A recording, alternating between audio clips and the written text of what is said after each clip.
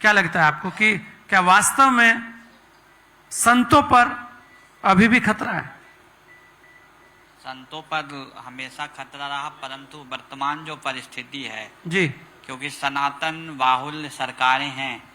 पहले क्या होता था कि जो संतों की समस्या होती थी कोई सरकारें ढंग से नहीं सुनती थी, परंतु वर्तमान समय में हमारी जो भारतीय भूमि है और हम जिस उत्तर प्रदेश से आ रहे हैं, संत परंपरा के ही जो संत हैं, जो कि वर्तमान समय में हमारे उत्तर प्रदेश में कोई भी संतों का समस्या होता है, माननीय योगी जी अच्छे तरह से सुनते हैं। और उसके बाद योगी जी का एक आदेश भी है कि संतों के प्रति यदि कोई ऐसा चीज आए, जब तक व्यवस्थित उसका जांच ना हो जाए तब तक कोई कार्रवाई नहीं किया जाए। तो हमारे उत्तर प्रदेश में तो संत सुरक्षित हैं कि माननीय योगी जी ने बहुत ध्यान दिया है। और वर्तमान समय में अयोध्या के प्रति उनका जो लगाव है, अयोध्या का जो विकास है, भौतिक विकास, आध्यात्मिक विकास का दोनों का समन्वय करते हुए योगी जी ने बहुत ही अच्छे अयोध्या के प्रति आपको ध्यान लगता है दिया। कि उत्तर प्रदेश में धार्मिक पर्यटन से आर्थिकी बढ़ रही है? हाँ, बहुत बढ़ रही है। अयोध्या 10 साल पूर्व अगर आप देखेंगे 2017 के पहले और वर्तमान परिस्थिति पर आप जब अयोध्या में देखेंगे तो अयोध्या में जो विकास हुआ है जिसकी कल्पना नहीं की जा सकती थी। अयोध्या में आज आर्थिक स्थिति में मर्यादा पुरुषोत्तम भगवान का भव्य दिव्य मंदिर का जब उद्घाटन हुआ है, उसके बाद वहाँ के जन समुदायों में देखिए आर्थिक पक्ष में तो मजबूतियां हैं, कुछ समस्याएं हैं जो कि सरकारें श्रवण कर रहे हैं, सरकारें उन पर चिंतन कर रही हैं, धीरे धीरे उसका निस्तारण कर रहे हैं। महाराज जी, आपको क्योंकि बहुत सारे लोगों के अंदर आजकल एक बात चलती है कि जातिवादी जो शक्तियां हैं जो जातियों में बांटने का काम कर रही हैं, देखिए उसको खत्म करने के लिए संत अगर आगे आ जाएं तो ये जो जाति वाली ताकतें हैं जो इसे राजनीति में तब्दील कर कर चाहती हैं कि इस समाज में बंटवारा हो, उस पर आपको क्या कहना है? देखिए जातिवादी जो वर्तमान में जो परिस्थितियां हैं, संत समाज जातिवादी में हमेशा संतों ने कभी जाति का महत्वता नहीं दिया है। आप अगर संत परंपरा देखेंगे तो अनेक जातियों से बहुत महापुरुष हुए, कबीर हुए, रविदास हुए, नानक हुए, बड़े बड़े संत हुए, जिन्होंने कभी उनकी वाणी देखेंगे, उनकी वाणी श्रवण करेंगे तो उन्होंने कभी जाति फर्क उन्होंने व्याख्या नहीं किया है। वर्तमान में क्या है, सनातन जो परंपरा है अपनी उत्कर्ष की ओर जा रही है, तो वर्तमान जो अन्य राजनीतिक पक्ष हैं वो सोचते हैं कि सनातन जो जाति भाईचारा का जो सर्वे भवन्तु सुखिनः का जो यह सिद्धांत है, क्योंकि जो हिंदू सनातन जो परंपरा के जो लोग हैं, हिंदू हैं, अभी महाराज जी बता रहे थे कि 80% लोग जो है अल्पसंख्यक का वो मांग रहे हैं। तो आज वर्तमान में हिंदू जो समाज है एकदम अपने जातिवादी परंपराओं को छोड़ते हुए एक संगठित हो रहा है। और संगठित होने के बाद क्या होता है, जो अल्पज्ञ लोग हैं, जो अल्पसंख्यक लोग हैं, वो चाहते हैं कि जातिवादी का एक जो वायरस ऐसे फैला दिया जाए जो परस्पर में हिंदू संगठित क्यों हो रहे हैं। और संत समाज तो कभी भी जातिवादी नहीं है। आप देखिए मर्यादा पुरुषोत्तम भगवान राम के मंदिर, चाहे बांके बिहारी के मंदिर में आपको पूछा जाता है कि आप किस जाति के हैं, आप बता दीजिए। राम मंदिर का दर्शन करने जाते हैं आप लोग या जो भी लोग जा रहे हैं, कभी उनको पूछा जाता है कि आप किस जाति के हैं? सभी लोग एक लाइन से एक दृष्टि से, सभी संतों के यहाँ आश्रम होता है, जब लंगर आदि भोजन होते हैं सभी को एक सामान्य दृष्टि से भोजन कराया गया। अभी कुंभ मेला हुआ 2025 में, सभी लोग ने संगम में स्नान किया, एक दृष्टि से स्नान किया, वहाँ कोई जातिवादी नहीं था। जो जहाँ जा रहे थे, जहाँ रह रहे थे, जहाँ सो रहे थे, सभी को समान दृष्टि से, हमारे जो सनातन परंपरा है सभी को समान दृष्टि से, इसलिए सर्वे भवन्तु सुखिनः सर्वे सन्तु निरामया की हमारी ऋषियों की जो ये घोष है, सभी को समान दृष्टि से, जातिवादी का कभी भी वर्णन नहीं मिलता है। जातिवादी वर्णन करने वाले कुछ अल्पज्ञ लोग हैं, जानते हैं कि जब सनातन परंपरा को मानने वाले जो हिंदू एक रहेंगे तो हम वो सत्ता को प्राप्त नहीं कर पाएंगे। महाराज जी, राष्ट्रवाद कितना जरूरी है? राष्ट्रवाद देखिए, हम जिस देश में रह रहे हैं उस देश के सिद्धांतों का ज्ञान होना चाहिए, राष्ट्र के प्रति समर्पित होना चाहिए, हमारे महापुरुषों के प्रति समर्पित होना चाहिए, हम अपने शास्त्रों के प्रति समर्पित होना चाहिए। जब हम अपने सिद्धांत को नहीं जानेंगे, अपने राष्ट्र के सिद्धांत क्या है, शास्त्र, वर्तमान परिस्थितियों में जो सरकार की है, जो सांस्कृतिक कार्यक्रम हो रहा है, हमारे महापुरुषों के बारे में बताया जा रहा है, उसके द्वारा ही राष्ट्र के प्रति हमारी समर्पण भाव होगा। यदि हम राष्ट्र के बारे में नहीं जानेंगे, राष्ट्र के निर्माताओं के बारे में नहीं जानेंगे, राष्ट्र के निर्माता क्या है, शास्त्र, हम आचार्यों को नहीं जानेंगे, अपने परंपराओं को नहीं जानेंगे, तो राष्ट्र के प्रति समर्पित नहीं हो पाएंगे। वर्तमान परिस्थिति में लोग अब इस ओर झुक रहे हैं कि हमारे जो महापुरुषों ने जो बलिदान दिया है राष्ट्र को निर्माण करने में, वर्तमान में युवाओं को अनेक का सांस्कृतिक कार्यक्रमों के द्वारा, शास्त्रों के द्वारा, गोष्ठियों के द्वारा, संवाद के द्वारा सभी युवाओं को एक जागरूक किया जा रहा है कि राष्ट्र, क्योंकि राष्ट्र दी है तो हम सुरक्षित हैं, राष्ट्र यदि सुरक्षित है, राष्ट्र सुरक्षित तब होगा अपने धरोहरों के द्वारा, अपने संस्कृति के द्वारा, अपने शास्त्रों के द्वारा, अपने घोषों के द्वारा, अपने मौलिक चिंतनों के द्वारा राष्ट्र का सुरक्षित होगा। राष्ट्र सर्वोपरि है। महाराज एक सवाल आपसे ले रहा हूं मैं कि आपको नहीं लगता कि जो हमारे शास्त्र हैं या जो वेद हैं या गीता है, उनको अब स्कूलों में शिक्षा दी जानी चाहिए? वेद ज्ञान तो प्रारंभ से ही दिया जाता है। वेद मंत्रों का यदि आपको ज्ञान है, उपनिषदों का ज्ञान है, गीता का ज्ञान है, क्योंकि देखिए हमारे आचार्यों ने यद्यति श्रेष्ठा तत्तदितरो जना, जो लोग जैसा अनुसरण करेंगे, आने वाले उसका अनुसरण करते हुए संतति उसका पालन करेंगे। तो गीता तो जिस काल से परिस्थिति, देखिए गीता एक ऐसा शास्त्र है कि गीता में जिस परिप्रेक्ष्य से आप चिंतन करेंगे, चाहे ज्ञान परिप्रेक्ष्य, भक्ति, कर्मकांड या ज्ञान जो कर्म है इसके बारे में, तो गीता के माध्यम से आपको सब प्रकार के ज्ञान वहाँ उपस्थित है, क्योंकि स्मृति ग्रंथ हैं। और स्मृति ग्रंथ को अनिवार्य रूपे न हमारे भारत सरकार को ये करना चाहिए, जो सनातन वैदिक परंपरा को मानने वाले जो हिंदू भाई हैं, उनको गीता अनिवार्य होना चाहिए, गीता को ज्ञान होना चाहिए, क्योंकि गीता एक ऐसी शास्त्र है कि आपको सर्वांगीण विकास की ओर आपको ले जाएंगे। लगता है आपको कि अगर इसकी शुरुआत हो तो जो धर्म है वो बढ़ेगा और उससे जो धर्मांतरण है वो खत्म होगा? महाराज जी देखिए, अगर इसकी शुरुआत होगी तो व्यक्ति अपने सिद्धांत को जानेगा, अपने परंपरा को जानेगा, तो दूसरे परंपरा की ओर उन्मुख नहीं होगा, प्रवृत्ति नहीं होगा, धर्मांतर की ओर नहीं बढ़ेगा। जब हम सिद्धांत जानेंगे अपने परंपरा का कि भाई हमें हिंदू सनातन परंपरा में हम क्यों उत्पन्न हुए, हमारा जन्म क्या है, हमारा कर्म क्या है, हमारा सिद्धांत क्या है, धर्मांतरण की ओर नहीं बढ़ेगा। धर्मांतरण का कारण धर्म ही नहीं है, कुछ परिस्थितियां हैं जो संत लोग विचार कर रहे हैं। अभी आप महाराज जी बता रहे थे कि अनेक विद्यालय, अनेक चिकित्सालय और जो भी लोग हैं, जो जन सुविधाओं की आवश्यकता पड़ेगी, तो संत लोग भी अब धीरे धीरे विचार कर कर एक संगोष्ठी करते हैं। एक सामाजिक जो परिपालता है कि समाज में जो अभावग्रस्त जो भी जन हैं, उनको कैसे हम अपने धर्म की ओर प्रवृत्त करें, इसके लिए भी संत समाज और सरकार भी चिंतन कर रही है। मतलब संत समाज का चिंतन जरूरी है। हाँ, संत समाज जब तक चिंतन नहीं करेगा तब तक सनातन परंपरा को मानने वाले जो हमारे हिंदू भाई हैं वो धर्मांतर में नहीं रुक पाए। अच्छा, आपको लगता है महाराज जी की साजिश की जाती है कि संतों में भी भेद कर दिया जाए यहाँ पर भी? क्योंकि मुझे ऐसा लगता है कि सभी लोगों ने कहा और हमने सबसे प्रार्थना की थी, तो सभी अलग अलग जगह से लोग आए हैं और सभी एक मंच पर हैं। बहुत सारे लोगों ने कहा कि सारे संत एक मंच पर तो नहीं आएंगे। नहीं, संतों में ऐसा कोई भाव नहीं है।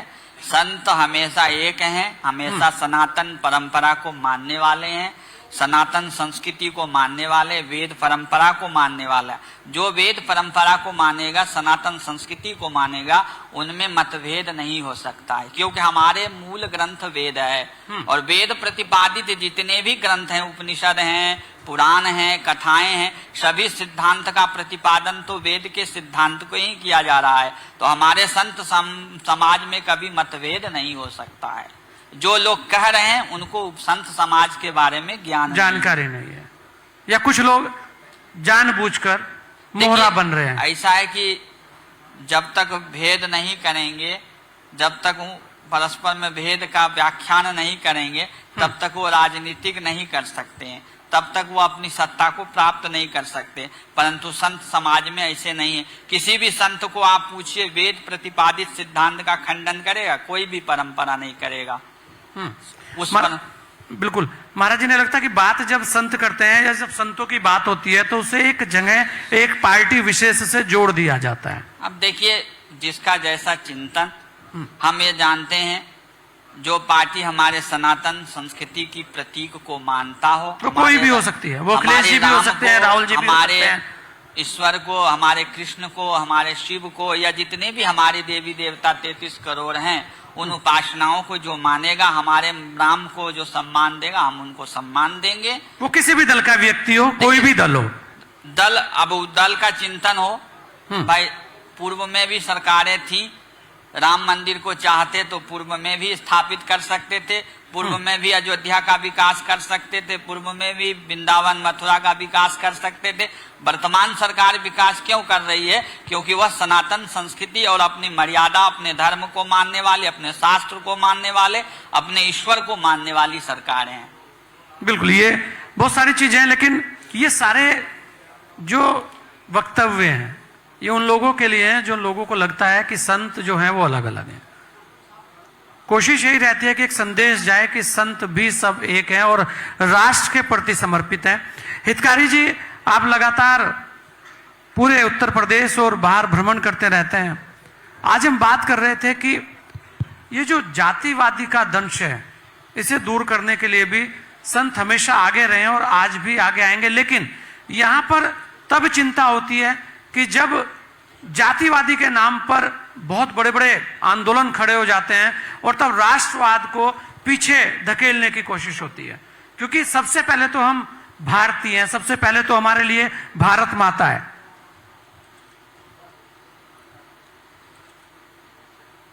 पंचम संत संसद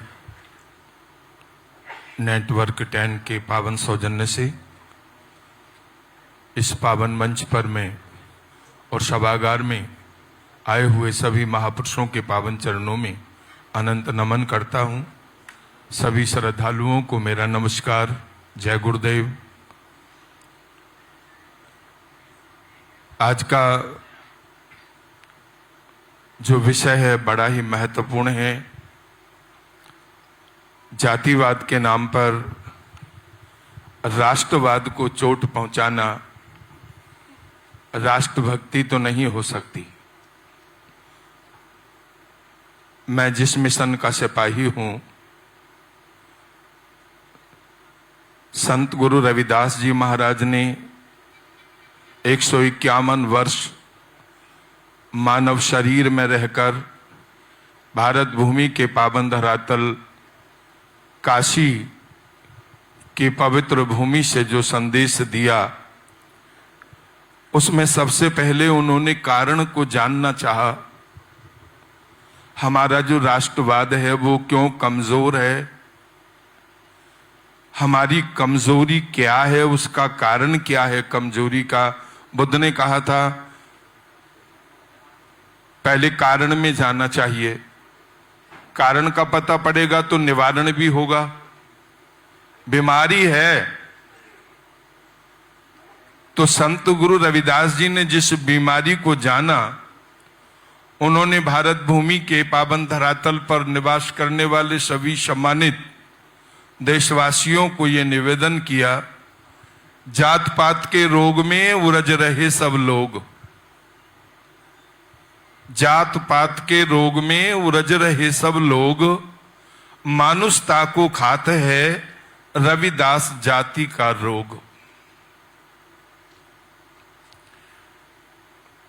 बहुत ही निवेदन पूर्वक संतों के पावन चरणों में और नेटवर्क 10 के सभी सम्मानित पत्रकार बंधुओं और समस्त मीडिया के पावन चरणों में मेरा ये निवेदन है कि हम कारण की ओर ध्यान दें।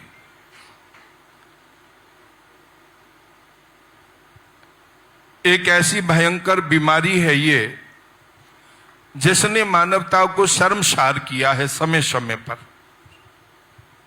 संत गुरु रविदास जी आगे कहते हैं, जात जात में जात है ज्यों केलन में पात, ये दशा है हमारे इस देश की। जब केला का फल आ जाता है, उसके फल को तोड़ लेते हैं तो उसके तना को काट करके अलग डाल दिया जाता है। बच्चे उस तने को चाकू लेकर चीरने का काम करते हैं, देखते हैं उसमें पत्ता, फिर पत्ता, फिर पत्ता, फिर पत्ता, यानी पत्ते में पत्ता, पत्ते में पत्ता। भारत का जो नागरिक है वो जाति में जाति, उपजाति आदि आदि में ऐसे विभाजित हो गया है कि उसको सोच ही नहीं है वो कि राष्ट्रवाद क्या है। मैं एक कवि को पढ़ रहा था, उसने लिखा है, हिंदू हिंदू से कहे सुन भाई मेरी बात, धर्म हमारा एक है, अलग अलग है जात, अलग अलग है जात शास्त्र ये समझामे, मिलकर बैठे पास नरक में दोनों ही जामे। कहे प्रेमी कबराए हाथ न मुझसे लगाइए, धर्म भ्रष्ट हो जाए दूर ही तू बैठा रहिए। ऐसे कारण बने हैं, मानव ने मानव से इतना अलगाव किया कि उसकी हवा से भी लोगों को नफरत जब होने लगी और मानव को जब ये एहसास होने लगा कि मुझको चोला जरूर मानव का मिला है पर इस देश में मुझे सम्मान मानव का नहीं है। और यहां पशु हो, पक्षी हो, कीड़ा हो, प्रेम की परिभाषा को तो सभी जानते हैं। आप किसी पशु को नफरत की दृष्टि से देखें, वो भी आपकी ओर से मुख मोड़ लेगा। अगर आप किसी को प्यार की दृष्टि से देखें तो पशु भी आपके पद चिन्हों पर चल करके आपका सहयोग करने के लिए तैयार हो जाता है। हमारे गुरु ने 151 वर्ष इस भारत भूमि की सेवा की, उन्होंने धर्मांतरण को नकारा, उसे स्वीकार नहीं किया और धर्मांतरण करने वाले उन आताताइयों को उन्होंने संदेश दिया।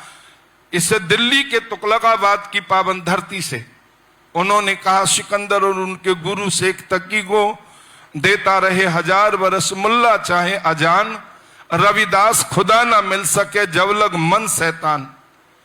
धर्मांतरण करके किसी को जबरदस्ती उसके धर्म से विमुख किया जा सकता है ताकत के बल पर उसके श्रद्धा और उसके प्रेम को उसके इष्ट के प्रति आप छीन नहीं सकते। तो हम धर्मांतरण के ना कल साथ थे, हमारे गुरु भी उसके खिलाफ थे, हम भी उसके खिलाफ हैं। आज भी हमारे जो वर्तमान गुरु हैं, गुरु निरंजन दास जी महाराज, जिस जालंधर अमृतसर की आप चर्चा कर रहे हैं, पंजाब की उसी धरती पर वो बैठते हैं। आज भी वो प्रेम का संदेश भारत ही नहीं पूरे विश्व को दे रहे हैं। माननीय प्रधानमंत्री जी अभी वहां पर गए थे, पद्मश्री का अवार्ड उनको भारत सरकार ने दिया है। तो मैं आग्रह करूंगा कि हमें कारण की ओर जाना चाहिए। हमारे पूजनीय कथावाचकों को, हमारे पूजनीय संतों महापुरुषों गुरुजनों को संगत और पंगत के उस सिद्धांत को जिंदा रखना होगा जो राष्ट्रवाद का प्रतीक है। मतलब आपको लगता है जब संत कोई भी भंडारा करते हैं, मैं कह रहा हूं महाराज जी, तो वहां पर क्या संदेश नहीं दिखता साफ लोगों को कि वो जो भंडारा करते हैं, जैसे भरतदास जी ने कहा कि जब आश्रम में आदमी आता है या पूजा करने आदमी आता है तो क्या कोई पूछा जाता है? इतना स्पष्ट संदेश संत देते हैं, उसके बाद भी जो राजनीति है वो हावी हो जाती है। महाराज जी क्या लगता है आपको कि कहीं तो कमी है कुछ ना कुछ? संजय जी, अभी एक महापुरुष बोल रहे थे कि जो विरोधी है, जो आपकी बराबरी नहीं कर सकता, वो विरोध का रास्ता चुन लेता है। और वो अगर आप दिन को दिन कहेंगे तो वो तो जब विपक्ष में आपके बैठ गया, आपके विपरीत, तो वो बोलेगा, वो तो कहेगा रात है। बात ये नहीं है, बात ये है कि हमें स्वीकार करना होगा, हमें ये स्वीकार करना होगा कि जो लोग इस आस्था को चोट पहुंचाने की दिशा में काम कर रहे हैं उनको तभी रोका जा सकता है जब हमारा आपसी जो ये तालमेल है, ये जाति से उठकर, मजहब और पंथ से ऊपर उठकर ये राष्ट्रवाद को मान देगा, तभी हम लोग उनको जवाब दे पाएंगे। वरना उनको मौका मिलता है, जब जब भी कहीं कोई घटनाएं होती हैं उनको मौका मिलता है आंदोलन करने का, जातिवाद के नाम पर मानव को विभाजित करने का। पर महाराज जी आप देखिए कि यहाँ पे तो रामचरितमानस की प्रतियां भी लोगों को दर्द देती हैं, उनका भी विरोध कर देते हैं वो। ये वास्तविकता है, ये इसी भारत में है। आपने बिल्कुल ठीक कहा। कई लोग हैं इस प्रकार की उलझुल बातें करते हैं इसी भारत के अंदर। मैंने देखा है ऐसे भी लोग हैं जो भारत के संविधान को जलाने का काम करते हैं, उसको अपमानित करने का काम करते हैं। अछूता तो कोई घर नहीं है। तो मैं निवेदन ये करूंगा आपसे कि अगर हमारे संत समाज की तरफ से, हमारे पूजनीय आचार्यों की तरफ से, हमारे धर्म महापुरुषों की तरफ से जो ये भारत को सुदृढ़, भारत को मजबूत बनाने के लिए जो कदम ये उठाए जा रहे हैं, इनका हृदय से हम स्वागत करते हैं। हमारा मिशन स्वागत करता है। हम ये निवेदन करना चाहते हैं कि जातिवाद किसी भी देश के हित में नहीं हो सकता, धर्मांतरण किसी के हित में नहीं हो सकता। संतों को आगे आकर इस पर अब हम संतों को बिल्कुल बिल्कुल, ये हमारे संत गुरु रविदास जी का वचन है गुरबानी के अंदर। उन्होंने ये बात कही है, सर्वे एक अनेक स्वामी सब घट भोग बस होई, कह रविदास हाथ पे नैरे सहजे होए सो ओई। चाहे तो वो ऊपर है, चाहे वो नीचे है, चाहे वो मध्य में, हर एक मानव के अंदर वो परमपिता परमेश्वर का बसेरा है। इसलिए हमको मानवीय दृष्टि से मानव को देख करके उसके गुणों के आधार पर उसको जो है रास्ता देना चाहिए और उसकी बातों को स्वीकार भी करना चाहिए। हम अपने गुरु रविदास जी के उस वाक्य को आपके सम्मुख रखना चाहेंगे जो राष्ट्रवाद का प्रतीक है। राष्ट्रवाद तभी होगा जब इस देश का हर नागरिक, हर छोटा बड़ा बच्चा शिक्षित होगा, जब हम मधुमक्खियों की भांति संगठित होकर रहेंगे और जब हमारे अंदर संगठन और शिक्षाओं की मात्राएं भरपूर होंगी, तो निश्चित रूप से संघर्ष की क्षमता भी उन विरोधियों के प्रति हमारी प्रबल हो जाएगी। जो देश को बांटना चाहते हैं वो छोटे पड़ जाएंगे, उनकी लकीर छोटी हो जाएगी। और इस देश को जो मजबूती देना चाहते हैं, इसको जो विश्व गुरु के रूप में देखना चाहते हैं, उनकी जो लकीर है वो आगे लंबी होती चली जाएगी। और ये आप काम कर रहे हैं, नेटवर्क 10 इस दिशा में काम कर रहा है। इसके लिए हम मुक्त कंठ से प्रशंसा करते हैं। बहुत बहुत धन्यवाद महाराज जी।